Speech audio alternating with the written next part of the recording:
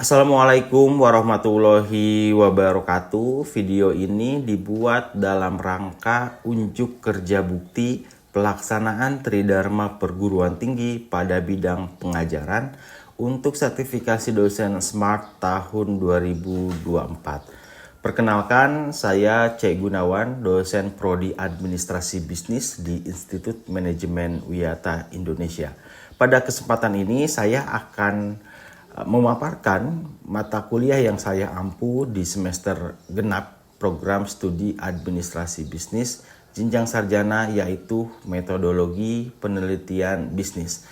Penjelasan mata kuliah yang disampaikan mencakup delivery, interaction, and assessment. Delivery artinya bagaimana saya menyampaikan materi pembelajaran kepada mahasiswa didik. Interaction, bagaimana saya berinteraksi dengan peserta didik. Assessment, bagaimana saya melakukan penilaian yang objektif terhadap peserta didik. Sebelum saya menjelaskan bagaimana pembelajaran itu dilakukan, terlebih dahulu saya akan menjelaskan deskripsi mata kuliah ini. Mata kuliah metodologi penelitian bisnis memiliki bobot 3 SKS dengan 16 pertemuan. Sudah termasuk ujian. Mata kuliah ini mempelajari tentang prinsip dan prosedur penelitian sebagai alat untuk mendeskripsikan, menjelaskan, memprediksikan, dan mengorganisasikan serta mengendalikan berbagai masalah yang muncul dalam dinamika kehidupan bisnis. Capaian pembelajaran lulusan prodi yang dibebankan pada mata kuliah ini diantaranya menunjukkan sikap bertanggung jawab atas pekerjaan di bidang keahlian secara mandiri, termasuk aspek sikap pada nomor 9, kemudian mampu mengambil keputusan secara tepat dalam konteks penyelesaian masalah berdasarkan hasil analisis, informasi, dan data, masuk pada aspek kemampuan umum di poin 5. Selanjutnya, mampu merancang desain riset dengan tema-tema terkini dalam ranah manajemen dan kewirausahaan, menggunakan instrumen analisis yang relevan, dan mengkomunikasikan hasil yang diperoleh baik dari aspek praktis maupun teoritisnya untuk pengembangan ilmu dan kebermanfaatan. Masuk pada kemampuan khusus pada poin nomor 5.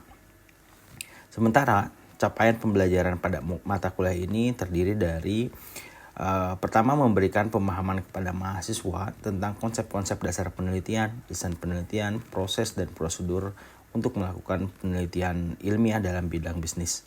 Kedua, meningkatkan keterampilan mahasiswa merancang dan menjalankan penelitian dalam bidang bisnis sesuai dengan proses dan prosedur penelitian yang benar.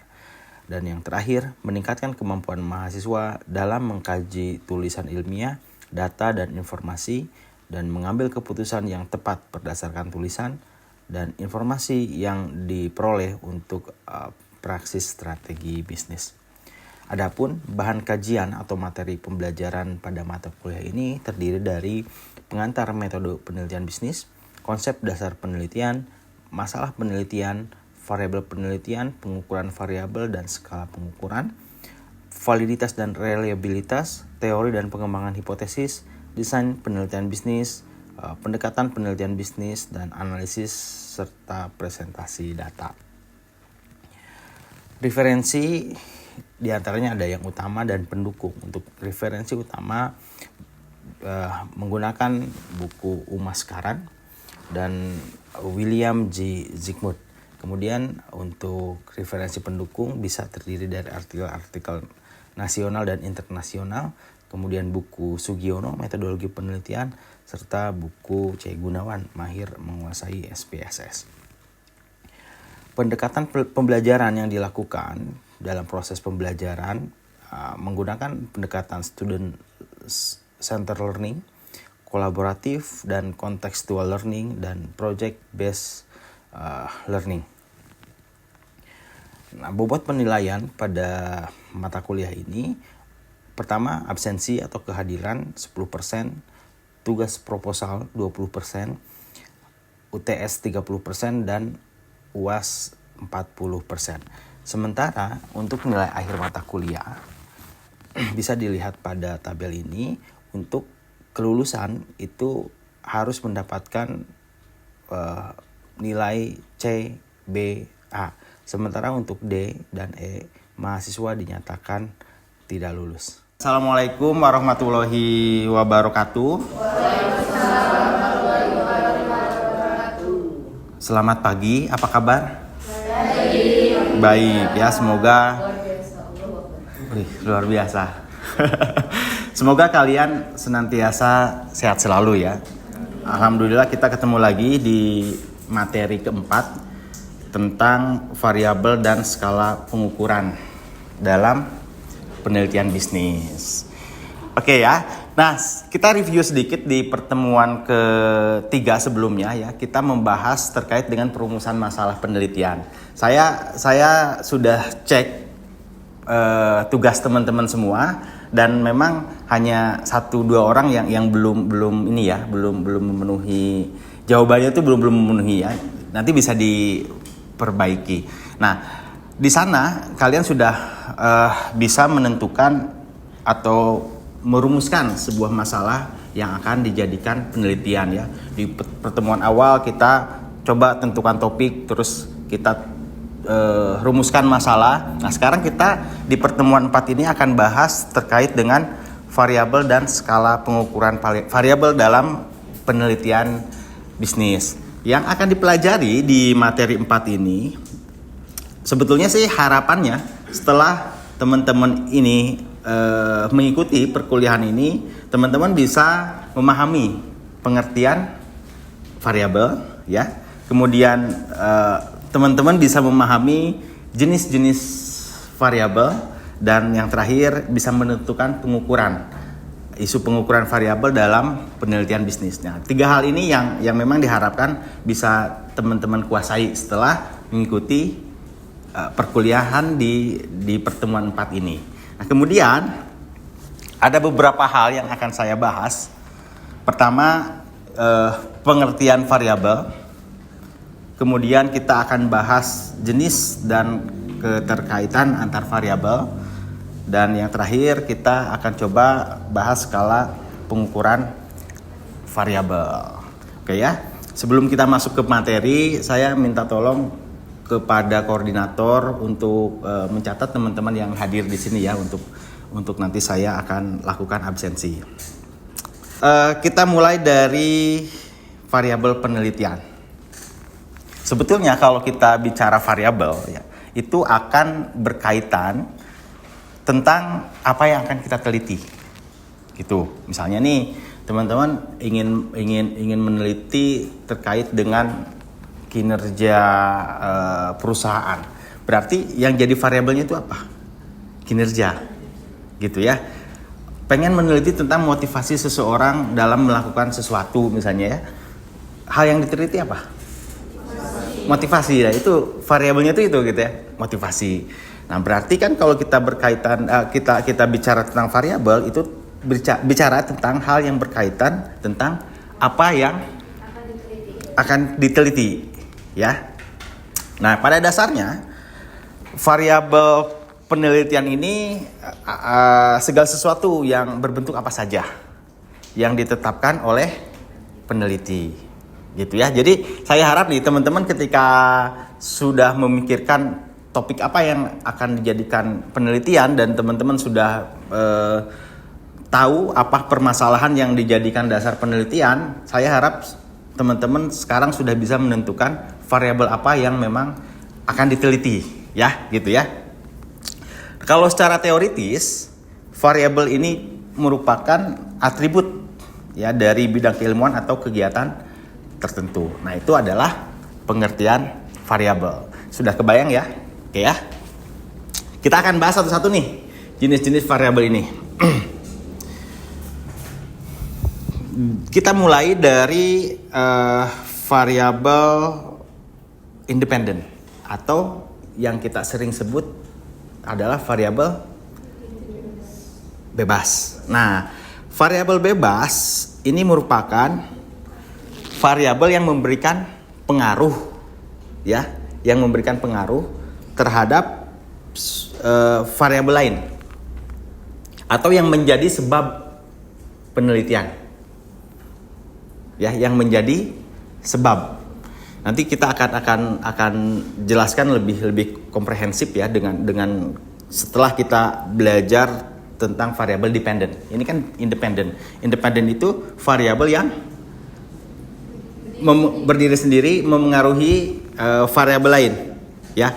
Yang memang di variabel ini yang menjadi sebab perubahan satu variabel. Misalnya nih kalau kita punya variabel motivasi dan kinerja. Kalau motivasinya naik misalnya ya, kinerjanya jadi tinggi misalnya kan gitu. Nah, motivasi itu variabel independen karena memengaruhi variabel lain kinerja gitu ya. Nah, yang kedua adalah variabel dependent. Di sini dikatakan lawan dari independen, berarti yang tidak bebas terikat dipengaruhi, ya kan? Dipengaruhi oleh variabel independen. Oke ya, yang dipengaruhi oleh variabel independen. Tadi kasusnya adalah motivasi dan kinerja.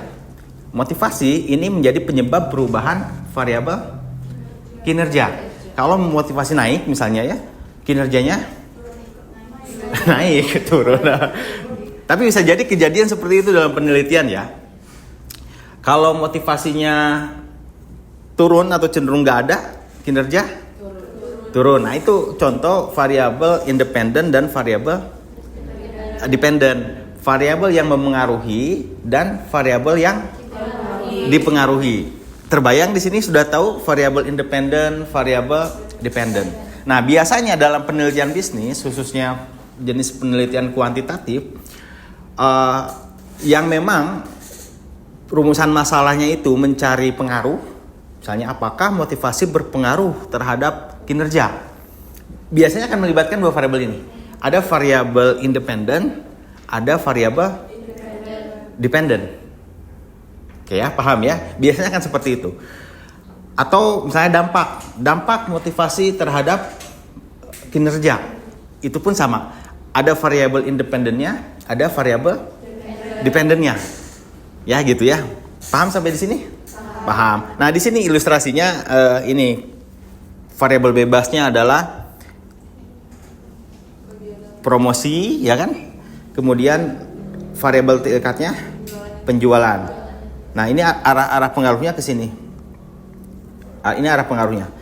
Mirip-mirip yang tadi saya ilustrasikan terkait dengan motivasi dan kinerja. Nah, dari contoh ini teman-teman harus sudah bisa menentukan mana variabel independen, mana variabel dependent. Nah, kalau kasus di sini di slide yang saya buat, ini kegiatan promosi terhadap penjualan. Misalnya kegiatan promosinya makin tinggi, berarti penjualannya makin bagus misalnya ya. Atau kegiatan promosinya rendah, penjualnya rendah. Tapi belum tentu juga, sebelum kita teliti ya, nanti kita akan bahas lebih lanjut. Nah, itu jenis variabel independen dan dependent. Nah, kemudian ada lagi variabel moderasi. Sudah pernah dengar? Belum, baru sekarang dengar. Variabel moderasi ya intinya adalah variabel yang memengaruhi hubungan antara variabel bebas dan variabel terikat. Gitu ya. Variabel yang memengaruhi hubungan antar variabel bebas dan terikat. Ini ilustrasi sederhananya begini ya. Tadi kita bicara terkait dengan motivasi dan kinerja. Motivasinya tinggi, kinerja tinggi. Itu kan antara independen dan dependent. Lalu kita punya lagi tuh variabel moderasi. Contohnya apa? Lingkungan kerja. Nah, lingkungan kerja ini ya variabel bisa dikatakan moderasi. Kenapa? Kalau misalnya lingkungan kerjanya bagus, meskipun motivasinya kurang, bisa jadi motivasinya naik tuh. Karena lingkungan kerjanya bagus, gitu ya. Bisa dikatakan juga moderasi itu variabel yang memperkuat atau memperlemah hubungan antar variabel. Variabel yang memperkuat atau memperlemah hubungan variabel. Contoh gini ya, pengaruh didikan orang tua terhadap perilaku anak. Independennya apa? Pendidikan orang tua. Terus dependennya? Perilaku anak ya, didikannya bagus, perilakunya bagus gitu ya, atau sebaliknya. Kemudian dia sering main tuh anaknya ya. Ada variabel lain dong. Lingkungan permainan. Gitu ya. Nah, lingkungan permainan ini bisa saja memperkuat hubungan itu. Kalau lingkungannya baik, maka didikan orang tua, perilaku anak makin baik. Gitu kan? Nah, kalau misalnya meskipun didikan orang tuanya bagus, sementara lingkungannya jelek, bisa jadi perilakunya jelek. Kan begitu. Nah, moderasi itu ada posisinya di sana. Kita lihat ya ilustrasi lain di dalam slide ini. Kalau di sini moderasi itu digambarkan begini arahnya ya ke sini. Nah, yang ini. Ini variabel moderasi. Berarti kalau tadi kita ilustrasikan yang didikan orang tua, berarti kan variabel independennya apa? Didikan ya. Didikan orang tua, ininya perilaku kan gini ya. Perilaku, moderasinya lingkungan. Berarti gini. Panahnya gini. Itu moderasi nih. Ini mohon maaf ya tulisannya agak bagus, saking bagusnya gak kebaca. Gitu ya. Nah, ini seperti ini ya, kalau ilustrasi di kegiatan promosi perusahaan, kemudian penjualan. Di sini yang jadi moderasi atau variabel moderasi adalah lokasi promosi. Kegiatan promosinya ini benar-benar jor-joran. Tapi lokasi promosinya itu ada di pedalaman yang orang gak bisa akses. Kurang tepat gitu kan. Kita berpikir bahwa kalau promosi kita bagus, jor-joran, penjualan kan bagus nih. Kan gitu kan pemikiran kita kan. Tapi lokasinya salah. Gitu ya. Atau lokasinya itu tidak sesuai segmen pasar kita. Kita menyasar anak muda tapi lokasinya itu banyaknya orang-orang tua. Meskipun jor-joran gak bisa menaikin penjualan karena lokasi promosi yang salah. Nah, itu variabel moderasi. Gitu, sudah kebayang ya. Yang mudah-mudahan ini bisa menjadi insight kalian semua saat menyusun proposal penelitian. Paham moderasi? Paham. Ada lagi satu jenis variabel. Variabel intervening. Ya, variabel intervening. Variabel intervening ini bisa dikatakan juga sih variabel antara ya. Variabel antara. Contoh gini. Penghasilan memengaruhi gaya hidup, kemudian gaya hidup memengaruhi harapan hidup di tengah-tengah. Itu intervening. Atau bisa dikatakan intervening itu mediasi. Variabel mediasi. Variabelnya disebut mediator. Ada di tengah-tengah. Contoh pengaruh kepuasan kerja, pengaruh insentif misalnya ya terhadap kepuasan kerja dan dampaknya terhadap loyalitas. Oke, independennya mana? Insentif. Mediasinya? Kepuasan. Terus independennya loyalitas. Jadi ada perantara dulu tuh. Gitu, sebelum loyal dia harus puas dulu. Gitu kan? Nah, kepuasan itu mediasi. Kalau misalnya modelnya seperti ini. Penghasilan, kalau di sini contohnya penghasilan, gaya hidup, terus harapan hidup. Nah, yang jadi mediatornya adalah variabel gaya hidup. Oke ya, kebayang ya. Jadi ada variabel apa aja? Independen, dependent, moderasi, mediasi atau intervening. Ya, jadi kalau teman-teman dengar istilah intervening itu mediasi.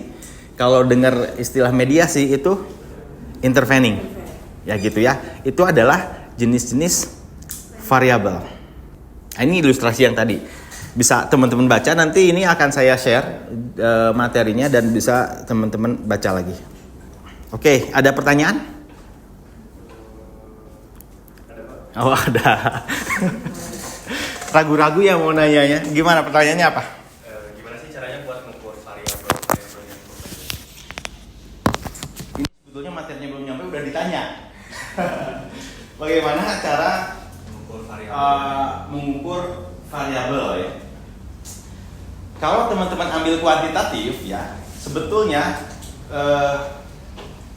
bagaimana kita bisa mengukur variabel. Jadi variabel yang kita ambil misalnya tadi kepuasan. Yang jadi pertanyaan bagaimana kita mengukur kepuasan, gitu kan? Kalau kita tadi variabelnya motivasi, bagaimana kita mengukur motivasi? Itu ada tekniknya ya. Kalau misalnya ada juga variabel yang bisa langsung diukur. Contoh misalnya ya tinggi badan. Ukur tinggi badan itu bagaimana? Pakai meteran. Ada alatnya kan? Alatnya meteran diukur. Satuannya apa? Tinggi badan. Sentimeter. Ketahuan dong. Itu kalau variabel tinggi badan. Kalau variabelnya berat badan? Kilogram. Alatnya? Timbangan. Satuannya kilogram kan?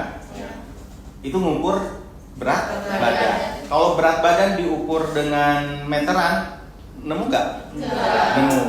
Enggak kan nemu. Nah sekarang variabel ini gimana nih motivasi gitu ya?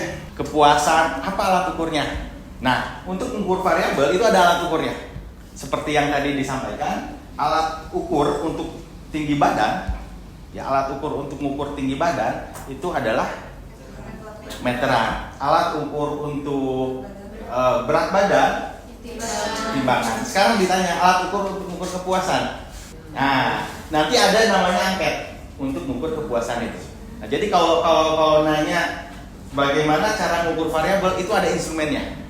Tergantung jenis variabelnya apa. Kita akan bahas ya. Kita akan bahas terkait skala pengukuran. Ya, skala pengukuran. Ya, salah satu instrumen, contoh instrumen untuk mengukur variabel itu angket gitu ya. Angket atau apa? Kuesioner. Nggak hanya kuesioner, banyak juga tes juga itu bisa mengukur variabel. Contohnya apa? IQ. Ya, kita ingin tahu IQ seseorang harus dilakukan tes. Ada alat ukurnya itu tes, bukan angket. Itu ya. Kalau saya ingin mengukur pemahaman kalian terkait mata kuliah ini, ada apa? Ada ujian. Ada alatnya kan untuk mengukur kalian seberapa paham sih kalian gitu ya. Ada alatnya. Nah seperti itulah untuk mengukur variabel. Jadi semuanya punya instrumen pengukuran. Tergantung variabelnya itu sendiri. Ya berat badan ada instrumennya, tinggi badan ada instrumennya, termasuk kepuasan, motivasi gitu ya. Kita akan susun instrumennya. Begitu ya. Nah sekarang akan dibahas beberapa skala pengukuran. Ya, skala pengukuran. Udah pernah belajar statistika? Sudah kan? Nah ini sebetulnya nyambung dengan statistika dan ini biasanya ada di pertemuan-pertemuan awal ya terkait dengan data nominal, data ordinal dan data interval gitu. Nah di sini ada skala pengukuran nominal. Kalau kita bicara nominal itu bicara kategori ya. 1, 2, 0 atau 1 gitu ya. Laki-laki, perempuan, belum kawin gitu ya. Angka di sini ya, angka 1, 2 itu tidak menunjukkan satu nilai. Jadi bukan berarti di sini kan wanita 2. Bukan berarti wanita ini lebih unggul daripada laki-laki yang kita berikan kategori 1. Atau misalnya laki-laki 0, wanita 1. Bukan berarti laki-laki tidak ada nilainya. Ya, 0, 1 itu adalah hanya apa? Kategori. Jadi pengkategorian saja, ya. Belum kawin. 1, 2 itu kategori saja. Itu disebut data nominal, ya. Paham ya? Kemudian ada ordinal. Nah, kalau ordinal itu lebih kepada ranking. Menyatakan kategori sekaligus ranking terhadap kategori. Contoh misalnya ada ranking 1 di kelas ya, ranking 1, 2, 3. Ranking 1 IPK-nya 4 misalnya ya. Ranking 2 IPK-nya 3,9 misalnya. Ranking 3 IPK-nya 3,89. Itu ordinal gitu ya. Itu ordinal. Menyatakan kategori sekaligus melakukan ranking terhadap kategori. Ada tingkatannya itu ya. Kalau ranking 1 ya IPK-nya tinggi, ranking 2 ya tinggi juga gitu ya dibanding yang tidak masuk ranking kan. Ranking 3 tidak lebih tinggi dari 2 gitu. Itu ada tingkatannya. Ya, tadi ya ordinal. Sekarang ya interval. Biasanya yang kita sering gunakan di penelitian sosial itu menggunakan skala. Ada skala Likert, ya. Ada skala Goodman, dan ada skala semantik diferensial. Tahu ya? Setuju, sangat setuju, gitu kan? Sampai, gitu. Pernah isi kuesioner belum? Nah, ya gitu skala Likert. Termasuk ini ya, sangat tidak puas, tidak puas, cukup puas, puas. Kita kasih skala gitu ya. Kalau sangat tidak puas 1, sangat puas 5 gitu ya. Kan gitu. Atau sangat buruk sampai dengan sangat baik. Nah, itu kita tinggal didesain aja skala Likertnya seperti apa. Oke, ada pertanyaan? Oke. Kembali lagi ke materi yang awal terkait variabel, itu ada variabel independen dan moderasi. Apa bisa lebih dari 1? Oke ya. Dalam penelitian ya, konteksnya dalam penelitian, apakah kita bisa memakai lebih dari 1 variabel independen atau moderasi? Bisa saja. Contoh ya. Kan tadi pengaruh apa? Motivasi terhadap kinerja.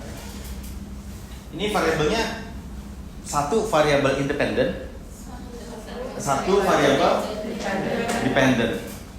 Bisa nggak lebih dari 1? Bisa. Misalnya motivasi, apa lagi? Disiplin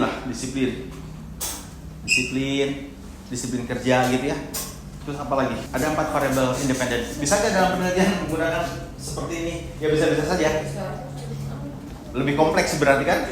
Lebih kompleks. Nah sekarang ada moderasinya. Misalnya tadi apa? Moderasinya itu misalnya ada sikap atasan SA. Memoderasi ini. Itu bisa. Iya kan? Benar kan? Nah, ya kalau saran saya kalau sanggup ya boleh silahkan. Kalau nggak sanggup ya cukup ya misalnya independennya 2, dependennya 1. Begitu. Nanti saya akan berikan latihan untuk mengukur ya pemahaman teman-teman di pertemuan 4 ini. Instrumennya nanti saya kasih soal latihan. Teman-teman bisa buka LMS di e-learning ya. Dibuka di sana sudah saya sediakan latihan terkait dengan ini dan deadline waktunya sudah ditentukan di sana. Silakan kerjakan dengan baik. Itu saja. Terima kasih. Assalamualaikum warahmatullahi wabarakatuh. Waalaikumsalam warahmatullahi wabarakatuh.